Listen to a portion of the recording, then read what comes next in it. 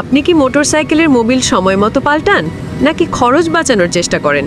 যদি না পাল্টান তাহলে ভিডিও একবার দেখে নিন, কাজে লাগবে। প্রথমত, বাইকের পাওয়ার কমে যায়। পুরনো মোবিল ঘন হয়ে যায়, ইঞ্জিনের ভেতরে ঠিকমতো ঘুরে না, তাই গতি কমে, বাইক ভারী মনে হয়। দ্বিতীয়ত, ইঞ্জিনের ভিতরের পার্টস ক্ষয় হতে শুরু করে, কারণ পুরনো মোবিল আর ঘর্ষণ কমাতে পারে না। তৃতীয়ত, মাইলেজ কমে যায়, ইঞ্জিন গরম হয়, বেশি পরিশ্রম করে, ফলাফল পেট্রোল বেশি খরচ হয়। চতুর্থত, সবচেয়ে খারাপ, অনেক দিন মোবিল না পাল্টালে ইঞ্জিন ড্যামেজ হয়ে যেতে পারে। তখন একবারে যা খরচ লাগবে, খরচের কথা শুনে মাথা ঘুরে যাবে। তাহলে কখন মোবিল পাল্টাবেন? 800 থেকে 1200 কিলোমিটার পর, মোবিল ভালো হলে 1500 কিলোমিটার পর্যন্ত চালানো যাবে। সময় মতো মোবিল পাল্টান, ইঞ্জিন থাকবে ভালো।